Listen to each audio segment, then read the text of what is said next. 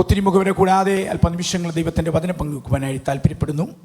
അതിനാധാരമായിട്ട് ഗലാത്യ ലേഖനം 3-ാം അധ്യായം അതിൻ്റെ 3, 4, 5 വാക്യങ്ങളാണ്. നിങ്ങൾ ഇത്ര ബുദ്ധികെട്ടവരോ, ആത്മാവ് കൊണ്ട് ആരംഭിച്ചിട്ട് ഇപ്പോൾ ജഡം കൊണ്ടോ സമാപിക്കുന്നത്? ഇത്രയെല്ലാം വെറുതെ അനുഭവിച്ചുവോ? വെറുതെ എത്രയെന്ന് വരികിൽ, എന്നാൽ നിങ്ങൾക്ക് ആത്മാവിനെ നൽകി നിങ്ങളുടെ ഇടയിൽ വീര്യപ്രവൃത്തികളെ ചെയ്യുന്നവൻ ന്യായപ്രമാണത്തിൻ്റെ പ്രവൃത്തിയാലോ വിശ്വാസത്തിൻ്റെ പ്രസംഗത്താലോ അങ്ങനെ ചെയ്യുന്നത്. എല്ലാവരും വിശുദ്ധ വലതുകരങ്ങൾ ഉയർത്തിപ്പിടിച്ച് കർത്താവിന് സ്തോത്രം ചെയ്താട്ട്. 1-2 നിമിഷങ്ങൾ എല്ലാവരും ദൈവത്തെ സ്തുതിച്ചാട്ട്. ഓ രബ ശംദന രബസിയാദല hallelujah. Let us move our hands. കരങ്ങൾ വീശി ദൈവത്തിന് സ്തോത്രം ചെയ്ത് അല്പനിമിഷങ്ങൾ പരിശുദ്ധാത്മാവ് നമ്മോട് സംസാരിക്കേണ്ടതിനായി ഹൃദയത്തെ തുറന്ന ദൈവത്തിന് സ്തോത്രം ചെയ്ത് കർത്താവ് വചനം നിന്റേതാണ്, അടിയൻ അവിടുത്തെ വകയാണ്. ഏതാത്മാവിനാൽ ഈ വചനം എഴുതപ്പെട്ടോ അത് ആത്മശക്തിയോട് സംസാരിപ്പാൻ കൃപ ചെയ്യണം, യേശു ക്രിസ്തുവിൻ നാമത്തിൽ തന്നെ. ഈ കോൺഫറൻസിൽ ദൈവത്തിൻ്റെ വചനം കേൾക്കുവാനും ദൈവിക ദൂതുകൾ ഏറ്റെടുക്കുവാനും ആത്മീകമായൊരു പുതുക്കം പ്രാപിക്കുവാനും ദൈവം എനിക്ക് അവസരങ്ങൾ നൽകി. കാലോചിതമായി വളരെ പ്രസക്തിയുള്ള ഒരു തീമാണ് നമുക്ക് കർത്താവിൻ്റെ ദാസന്മാരിലൂടെ നമുക്ക് നൽകുന്നത്. ഞാൻ വിശ്വസിക്കുന്നത് പ്രാർത്ഥനാ മുറിയിൽ പരിശുദ്ധാത്മാവ് പാസ്റ്റർ തോമസ് അബ്രഹാമിന് കൊടുത്ത ആ നിയോഗമനുസരിച്ച് ഇവിടെ ശുശ്രൂഷിച്ച ദൈവത്തിൻ്റെ ദാസന്മാരെല്ലാം വളരെ ശക്തിയോടെ വ്യത്യസ്തമായ നിലകളിൽ ദൈവത്തിൻ്റെ വചനം സംസാരിച്ചുകൊണ്ടിരിക്കുകയായിരുന്നു. ആധികാരികമായി സംസാരിക്കുവാനായിട്ടുള്ള ഒരു സമയമല്ല ഇപ്പോഴത്തെങ്കിലും പരിശുദ്ധാത്മാവ് എൻ്റെ മനസ്സിലേക്ക് കൊണ്ടുവന്ന ഒരു ചോദ്യം ചോദിക്കുവാനായിട്ടാണ് ഞാൻ താല്പര്യപ്പെടുന്നത്. അപ്പോസ്തലനായിരിക്കുന്ന പൗലോസ്ലീഹ ഗലാത്യ സഭകൾക്ക് ലേഖനം എഴുതുമ്പോൾ അവർക്ക് ഈ ലേഖനത്തിൽ ഒരു 15 ചോദ്യങ്ങൾ നമുക്ക് കാണുവാൻ കഴിയും. ഏകദേശം അതിലൊരു ചോദ്യമാണ് പൗലോസ് ചോദ്യം ചോദിച്ചത്. വിശ്വാസികൾ ഉത്തരം പറയാനല്ല, വിശ്വാസികളെ ഒരു ഉണർവിലേക്ക് നയിക്കുവാൻ, ആത്മാവിൻ്റെ പുതുക്കത്തിലേക്ക് നയിക്കുവാനുള്ള ഹൃദയത്തെ സ്പർശിക്കുന്ന ചില ചോദ്യങ്ങളാണ് ഗലാത്യ ലേഖനത്തിൽ പൗലോസ് ചോദിച്ചത്. അതിലൊരു ചോദ്യമാണ് ആത്മാവ് കൊണ്ട് ആരംഭിച്ചിട്ട് ഇപ്പോൾ ജഡം കൊണ്ടോ സമാപിക്കുന്നത്. അന്ത്യോക്യയിലെ സഭയിലെ ഉപവാസ പ്രാർത്ഥനയിൽ നിന്ന് ഉണർവിന്റെ തീനാളവുമായിട്ട് 2 ഭക്തന്മാർ പൗലോസും ബർന്നബാസും ചർച്ച് പ്ലാനിങ്ങിന് വേണ്ടി ഇറങ്ങിയതാ. അവർ ചെന്നിടത്തെല്ലാം സുവിശേഷത്തിന്റെ അഗ്നി കത്തിച്ച് പരിശുദ്ധാത്മാവിന്റെ അഗ്നിയോടെ അനേക സഭകൾ സ്ഥാപിക്കുവാനായി കഴിയും.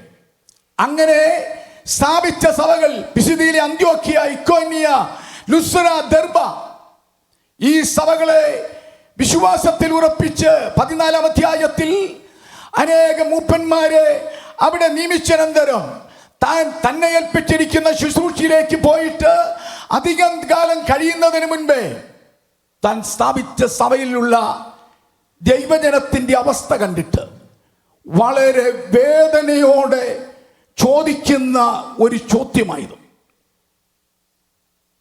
പൗലോസ് നന്ദി പറഞ്ഞുകൊണ്ടല്ല ഈ ലേഖനം തുടങ്ങുന്നത്, വേദനയോടെയാണ് തുടങ്ങുന്നത്. വേദനയോടെ. അത് 1-ാം അധ്യായം 6-ാം വാക്യത്തിൽ നമുക്കത് കാണുവാനായിട്ട് കഴിയും. 1-ാം അധ്യായം 6-ാം വാക്യത്തിൽ നാം കാണുന്നത്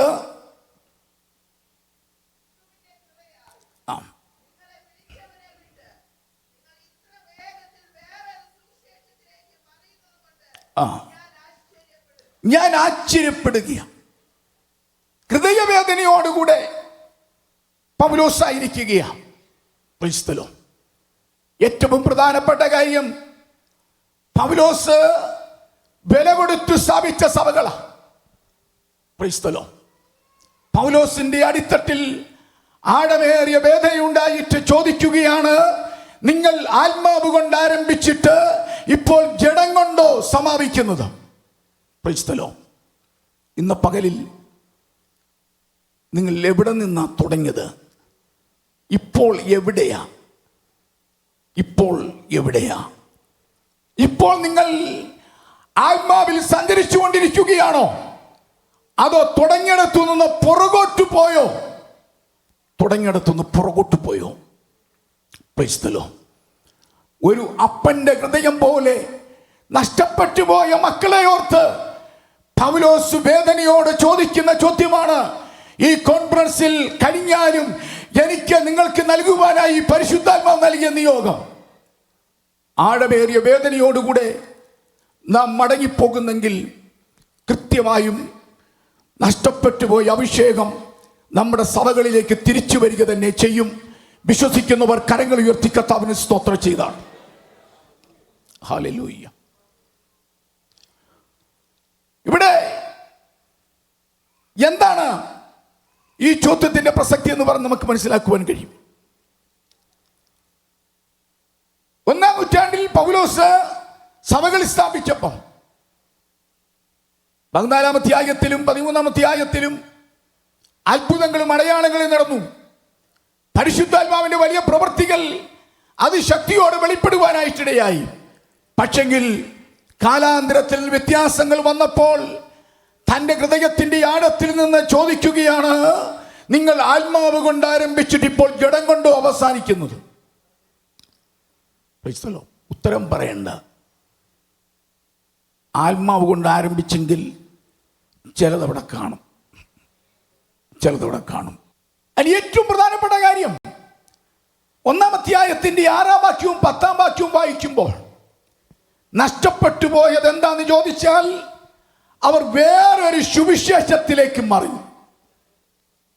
കഴിഞ്ഞ ദിവസങ്ങൾ ദൈവത്തിന്റെ ദാസന്മാർ സംസാരിച്ചതോടെ എല്ലാം ഞാൻ പറയുന്നില്ല. 1-ാം അധ്യായം 10-ാം വാക്യത്തിൽ പൗലോസ് പറയുന്ന ഒരു പ്രധാനപ്പെട്ട കാര്യമുണ്ട്. അതെന്താണ്? ഇപ്പോൾ ഞാൻ മനുഷ്യരെയോ ദൈവത്തെയോ സന്തോഷിപ്പിക്കുന്നത്.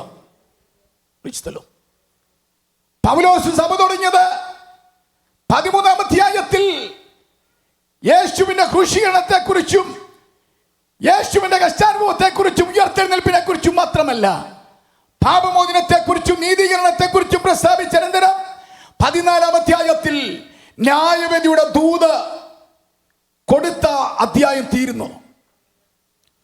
14-ാം അധ്യായത്തിൽ വിഗ്രഹങ്ങളെ വിടണമെന്നും യഥാർത്ഥ ആരാധന സർവശക്തിയുള്ള ദൈവമാണെന്നും അങ്ങനെ പറഞ്ഞാൽ ഉപദേശത്തിന്റെ ആഴത്തിൽ നിന്നുകൊണ്ട് വിശുദ്ധിയുടെ ദൂത പ്രസ്താവിച്ച അപ്പോസ്തലനായിരിക്കുന്ന പൗലോസ് ചില വർഷങ്ങൾ കഴിഞ്ഞപ്പോൾ ദൈവസഭയെ നോക്കിയിട്ട് പറയുകയാണ്, അവിടെ ആഴത്തിലുള്ള ഉപദേശമില്ല, ചിലർ വേറൊരു സുവിശേഷത്തിലേക്ക് മറിഞ്ഞു. അഭിഷേകം നിലനിർത്തുവാൻ, പരിശുദ്ധാത്മാവിന്റെ പ്രവൃത്തി നിലനിർത്തുവാൻ ശക്തരായ നേതാക്കന്മാരെ, ആത്മഭാരമുള്ള ദൈവദാസന്മാരെ ഈ തലമുറയിൽ ദൈവം എഴുന്നേൽപ്പിക്കുന്നെങ്കിൽ എവിടെങ്കിലും നഷ്ടപ്പെട്ടു പോയ അഭിഷേകം നാം മടക്കി വരുത്തുക തന്നെ ചെയ്യും. ഇവിടെ 5-ാം അധ്യായത്തിൽ പറയുന്നുണ്ട്, സ്വാതന്ത്ര്യം ജഡത്തിന് അവസരമാക്കരുത്. ഒത്തിരി വിശദീകരിക്കേണ്ടതാ. കാലങ്ങൾ മാറി മാറി വന്നപ്പം എന്താണെന്നറിയാമോ? സ്വാതന്ത്ര്യം ജഡത്തിന്റെ ക്യാമ്പാക്കി മാറ്റാൻ തുടങ്ങി. സുവിശേഷത്തിന് അയവുകൾ വരുത്തി, കോംപ്രമൈസിന് തയ്യാറായി. ആ ഒരു കാലഘട്ടത്തിൽ അവൻ സ്തോത്രം പത്രോസും പൗലോസും ഒന്നും പ്രസംഗിച്ചതുപോലെ അടുത്ത തലമുറയ്ക്ക് പ്രസംഗിക്കാൻ കഴിയാതെ വന്നപ്പോൾ അതിൻ്റെ ആഴത്തിൽ നിന്നുകൊണ്ടാണ് ഈ ചോദ്യം ചോദിച്ചത്. നിങ്ങൾ ആത്മാവ് കൊണ്ട് ആരംഭിച്ചിട്ട് ഇപ്പോൾ ജഡം കൊണ്ടാണ് അവസാനിക്കുന്നത്. എന്ന് പറഞ്ഞാൽ പൗലോസ് പറയുക, ഞാൻ ദൈവത്തെ മനുഷ്യരെ പ്രസാദിപ്പിക്കുന്നുവെങ്കിൽ ക്രിസ്തുവിന്റെ ദാസനായിരിക്കാൻ കഴിയത്തില്ല, എനിക്കത് പറ്റത്തില്ല, ഞാൻ കോംപ്രമൈസിന് തയ്യാറല്ല. എന്ന് പറഞ്ഞാൽ എന്താണ്? എന്താ ജനത്തിന് വേണ്ടിയത്? ജനത്തിന് വേണ്ടിയത് ഹാപ്പിനെസ്സാ. പക്ഷെ ദൈവം നമ്മെ ഏൽപ്പിച്ചിരിക്കുന്നത് ഹോളിനെസ്സാ. മനസ്സിലായില്ലേ? ജനം ഹാപ്പിനെസിന്റെ പുറകെ പോകുമ്പോൾ ദൈവം നമ്മെ ഏൽപ്പിച്ചിരിക്കുന്നത് സന്തോഷത്തിന്റെ ദൂത് നൽകാനല്ല, വിശുദ്ധിയുടെ ദൂത് നൽകാനാ ദൈവം നമ്മെ ഏൽപ്പിച്ചിരിക്കുന്നത്.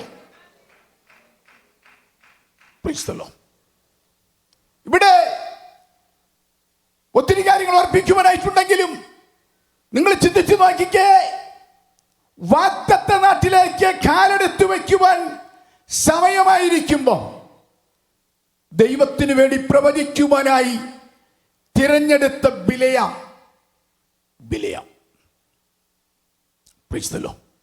ദൈവത്തിന്റെ ശബ്ദമായിരിക്കേണ്ടവനാ, പക്ഷെ അവൻ ബാലാക്കിന്റെ ശബ്ദമായി മാറി. ദൈവത്തിന്റെ ബിസിനസ് ചെയ്യാൻ വന്നവൻ ബാലാക്കിന്റെ ബിസിനസ് ചെയ്യാൻ തുടങ്ങി. ഒരു കാര്യം ഓർത്തോണം, ദൈവം നമ്മെ വിളിച്ചിരിക്കുന്നത് ഏത് ബിസിനസ് ചെയ്യാനാ? ജനത്തിനെ സന്തോഷിപ്പിക്കുവാനും ജനത്തിന്റെ ഏജന്റുമാരായി നിൽക്കാനും അല്ല ദൈവം നമ്മളെ കണ്ടിരിക്കുന്നത്. പിന്നെയോ ഈ തലമുറയിൽ വിശുദ്ധിക്ക് വേണ്ടി നിൽക്കാനാ.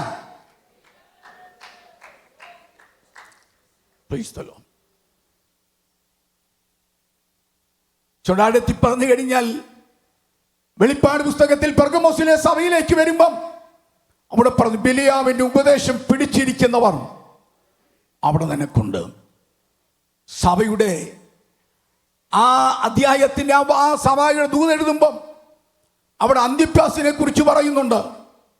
രക്തസാക്ഷിയായി മരിച്ച വിശ്വാസത്തിന് വേണ്ടി വില കൊടുത്ത ഒരു അന്തിപ്പാസിനെ കുറിച്ച് പറയുന്നതിന് ശേഷം പറയുക, അതിന് നടുവിൽ ബിലിയാമിന്റെ ഉപദേശം പിടിച്ചിരിക്കുന്നവർ നിനക്കവിടെ ഉണ്ട്.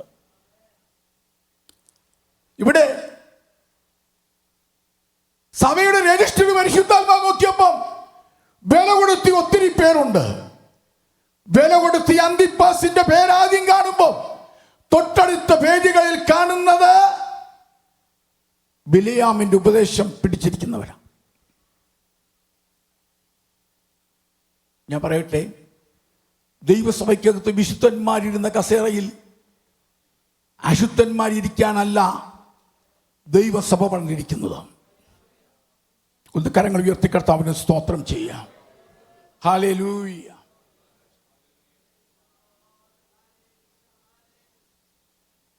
Price the Lord. ഈ തലമുറയിൽ ദൈവം വരുന്നത് വിശുദ്ധന്മാരെ ചേർക്കാനാ. ഇന്ന് പകൽ പരിശുദ്ധാത്മാവ് പറയുന്നു, വിശുദ്ധന്മാരിരുന്ന വിശ്വാസത്തിന് വേണ്ടി വില കൊടുത്തുകൊണ്ടിരുന്ന അനേക സഭകളിൽ അനേക കസേരകളിൽ വിശുദ്ധിയില്ലാത്ത അനേകര് ഇരിക്കുന്ന ഒരു കാലഘട്ടം പൗലോസ് കണ്ടുകൊണ്ട് പറഞ്ഞത്, നിങ്ങൾ ആത്മാവ് കൊണ്ട് ആരംഭിച്ചപ്പോൾ ജഡത്തിലാണ് അവസാനിക്കുന്നത്. Price the Lord. Price the Lord. Hallelujah. Hallelujah. ഇവിടെ മറ്റൊരു കാര്യം ഞാൻ ഓർപ്പിക്കുവാനായി താല്പര്യപ്പെടുകയാണ്. ഗലാത്യലേഖനം 4-ാം അധ്യായത്തിന്റെ അതിന്റെ 19-ാമത്തെ വാക്യം, ക്രിസ്തു നിങ്ങളിൽ ഉരുവാകുവോളം ഞാൻ പിന്നെയും പ്രസവവേദനപ്പെടുന്നവരായ എൻ്റെ കുഞ്ഞുങ്ങളെ. എന്താണ് ദൈവസഭയുടെ തുടക്കത്തിൽ അവിടെ വെളിപ്പെട്ടത്? ക്രിസ്തുവിന്റെ രൂപമാണ്. ക്രിസ്തുവിന്റെ രൂപം. ക്രിസ്തുവിന്റെ രൂപമാണ് ദൈവസഭയ്ക്കകത്ത് വെളിപ്പെടേണ്ടത്.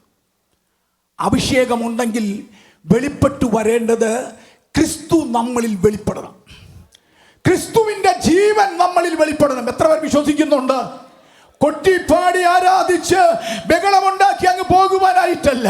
പൗലോസ് പറയുന്നത്, ഞാൻ അവിടെ നിന്നപ്പം എന്റെ പ്രസവ വേദന എന്തായിരുന്നു? ക്രിസ്തു നിങ്ങളിൽ ഉരുവാകുക. പക്ഷേ ഇപ്പം ഞാൻ നോക്കിയപ്പം ക്രിസ്തുവിന്റെ രൂപം നിങ്ങളിലില്ല. നിങ്ങളിപ്പോൾ സാധാരണക്കാരെ പോലെ തന്നെ നിൽക്കുകയാണ്. അതുകൊണ്ട് ഞാൻ പിന്നെയും എന്ത് ചെയ്യുന്ന, പിന്നെയും ഞാൻ പ്രസവ വേദനപ്പെടുക എന്നാ പറഞ്ഞിരിക്കുന്നത്. Price the Lord. ദൈവത്തിൻ്റെ ജനത്തിന് ഈ തലമുറയിൽ നമുക്ക് ആവശ്യമായിരിക്കുന്ന ഏറ്റവും പ്രധാനപ്പെട്ട കാര്യമെന്ന് പറയുന്നത്, നമ്മുടെ സഭയ്ക്കകത്ത് നമ്മുടെ ഏറ്റവും വലിയ ആത്മഭാരമെന്ന് പറയുന്നത് ആത്മാക്കളെ കൊണ്ടുവരുന്നതും സ്നാനം നടക്കുന്നതും അവരെ രക്ഷയിലേക്ക് നയിക്കുന്നതും ഒക്കെ ഏറ്റവും പ്രധാനമാണ്. പൗലോസ് ഇവിടെ പറയുന്നത്, ഞാൻ അവരെ രക്ഷിക്കപ്പെടുത്തുവോളം പ്രസവവേദനപ്പെടുന്നു എന്നല്ല പറഞ്ഞത്. പിന്നെയോ ഞാൻ അവരെ സ്നാനപ്പെടുത്തുവോളം എന്നല്ല പറഞ്ഞത്. പിന്നെ അതിനപ്പുറത്ത് ക്രിസ്തു അവരിൽ ഉരുവാകുവോളം. ഒന്ന് ദൈവത്തിന് സ്തോത്രം ചെയ്താട്ടെ. ഹല്ലേലൂയ. നമുക്കൊരു ലക്ഷ്യമുണ്ടായിരിക്കണം. എന്താണ്? ദൈവജനത്തിനൊരു ലക്ഷ്യമുണ്ടായിരിക്കണം. സ്നാനപ്പെട്ട അംഗങ്ങളായി തീരുവാൻ മാത്രമല്ല, പള്ളിക്കകത്ത് കൊണ്ടുവരുന്ന പരിപാടി മാത്രമല്ല, അതിനപ്പുറത്ത് നമ്മുടെ ജോലി ക്രിസ്തു നമ്മുടെ സഭയ്ക്കകത്ത് നമ്മുടെ വ്യക്തികളിൽ അവൻ ഇറങ്ങി വരത്തക്ക നിലയിൽ നമ്മൾ അധ്വാനിക്കണം.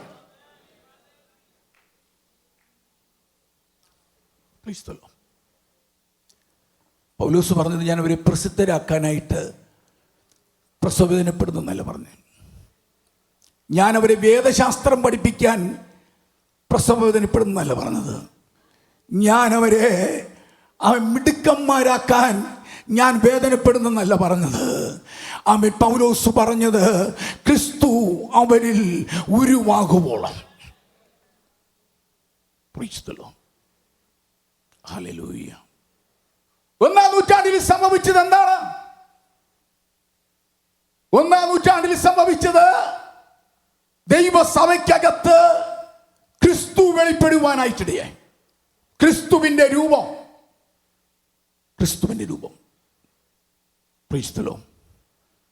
എന്ന് പറഞ്ഞാൽ, ആത്മാവുണ്ടെങ്കിൽ ആത്മാവിൻ്റെ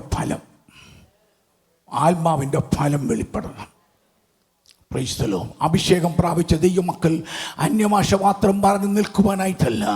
ഇന്ന് രാവിലെ തുറന്നുള്ള കർത്തൃമേശയിലേക്ക് നാം പ്രവേശിക്കുന്നതിന് മുൻപായിട്ട് നമുക്കൊരു അകത്തൊരു വലിയ ചിന്തയുണ്ടായിരിക്കണം. എൻ്റെ മേൽ പരിശുദ്ധാത്മാവിൻ്റെ അഭിഷേകമുണ്ട്, പക്ഷേ ആത്മഫലമുണ്ടോ എന്ന് ഇന്ന് പകലിൽ നാം ചിന്തിക്കുവാനായിട്ട് കഴിഞ്ഞെങ്കിൽ മാത്രമേ ശരിയായ ഒരു ദൈവപ്രവൃത്തി നമുക്ക് വെളിപ്പെടുവാനായിട്ട് കഴിയത്തുള്ളൂ. ദൈവത്തിന് സ്തോത്രം ചെയ്താട്ടെ. ഹല്ലേലൂയ. എന്താണ് ക്രിസ്തുവിന്റെ രൂപമെന്ന് പറയുന്നത്? അപ്പോസ്തലന്മാരിൽ അത് വെളിപ്പെടുവാനായിട്ടിടയായി. അപ്പോസ്തലന്മാരിൽ ഇവിടെ 5-ാം അധ്യായത്തിൽ നമ്മൾ വായിക്കുന്നുണ്ട്, അവർ അന്യോന്യം കടിക്കുകയും തിന്നുകളയും. ഒന്നാം നൂറ്റാണ്ടിൽ പെന്തക്കോസ്തിന്റെ വ്യാപാരം ഉണ്ടായപ്പം ഭയങ്കര ഐക്യതയായിരുന്നു. ഇപ്പോഴെന്താ പറഞ്ഞിരിക്കുന്നത് അറിയാമോ? കടിക്കുക, തിന്നുകളയ എന്നൊക്കെ പറഞ്ഞിരിക്കുന്നത്, അവൻ സ്വത്രം ആ പദം തന്നെ മൃഗങ്ങൾക്ക് ഉപയോഗിക്കുന്ന പദമാണ്. പക്ഷെ അത് വിശദീകരിക്കുന്നില്ല. എന്ന് പറഞ്ഞാൽ ഒന്നാം നൂറ്റാണ്ടിലെ ഐക്യത എന്ത് ചെയ്തു? നഷ്ടപ്പെട്ടുപോയി. സമാധാനം നഷ്ടപ്പെട്ടുപോയി. ആ സന്തോഷം നഷ്ടപ്പെട്ടുപോയി. ഒരു ആത്മീയ യുദ്ധക്കളത്തിലേക്ക് ദൈവസഭ നീങ്ങിക്കൊണ്ടിരിക്കുകയാണ്. Thank you Jesus. ഇന്ന് പകലിൽ നമുക്ക് വേണ്ടിയത് സാധാരണ അംഗങ്ങളെയല്ല, ക്രിസ്തുവിൻ്റെ സ്വഭാവമുള്ള ആത്മാവിൻ്റെ ഫലം പുറപ്പെടുവിക്കുന്ന ഒരു തലമുറയെ വാർത്തെടുക്കാൻ നമുക്ക് കഴിയുന്നെങ്കിൽ നമ്മൾ ഏറ്റവും ധന്യരാ. വിശ്വസിക്കുന്നവർ ദൈവത്തിന് സ്തോത്രം ചെയ്താട്ടെ. അവരെയാണ് ദൈവത്തിന് ആവശ്യമായിരിക്കുന്നത്. കരങ്ങൾ വീശി ദൈവത്തിന് സ്തോത്രം ചെയ്താട്ടെ. ഹല്ലേലൂയ. അമ്മ നമുക്കറിയാൻ കഴിയും, അഭിഷേകം ശരിക്കുണ്ടെങ്കിൽ നമ്മളത് തിന്നുകളയാൻ പോകത്തില്ല. അല്ലെങ്കിലും നമ്മൾ കടിക്കുക എന്ന് പറഞ്ഞിരിക്കുന്ന എന്താണ്? കടിക്കാൻ, നാവ് കൊണ്ട് മുറിപ്പെടുത്തുവാൻ, നാവ് കൊണ്ട് ഒരുവന്റെ പേരില്ലാതാക്കുവാൻ, ഒരുവന്റെ ശുശ്രൂഷ ഇല്ലാതാക്കുവാൻ നമുക്ക് കഴിയുന്നെങ്കിൽ നമ്മൾ ഓർത്തോണം, ക്രിസ്തുവിന്റെ രൂപം നമ്മുടെ നിലയിലില്ല. ക്രിസ്തുവിന്റെ രൂപമില്ല. അതുകൊണ്ട് ഇന്ന് പകൽ അല്പനിമിഷം നാം ചിന്തിക്കേണ്ട ഏറ്റവും പ്രധാനപ്പെട്ട കാര്യം, നമ്മുടെ അകത്ത് ആത്മാവുണ്ടെങ്കിൽ, ആത്മശക്തി ഉണ്ടെങ്കിൽ അത് ശരിക്കും വെളിപ്പെട്ടു വരണം. അതാണ് ഏറ്റവും പ്രധാനപ്പെട്ട കാര്യം. ഹല്ലേലൂയ. അത് വെളിപ്പെടാൻ എത്ര പേർക്ക് കഴിയുന്നുണ്ട്?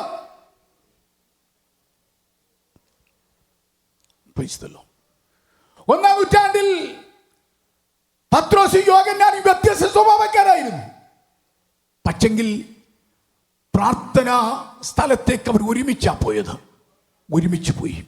3-ാം അധ്യായത്തിൽ 2 പേരും കൂടെ ഒരുമിച്ച് നടക്കാൻ തുടങ്ങിയപ്പോൾ തന്നെ അത്ഭുതങ്ങൾ സംഭവിക്കുവാനായിട്ടിടയായി. അല്ലേ? രണ്ടുപേരും കൂടെ. ഞാൻ വിശ്വസിക്കുന്നത് ദൈവസഭയ്ക്കകത്ത് ഐക്യത വെളിപ്പെടുമ്പോഴുണ്ടല്ലോ, അവൻ പ്രാർത്ഥനയ്ക്ക് അവർ ഇരിക്കുമ്പോൾ തന്നെ പള്ളിക്കകത്ത് ചെല്ലേണ്ട പള്ളിക്ക് പുറത്ത് ചില അത്ഭുതങ്ങൾ നടക്കുവാനിടയായിത്തീരും.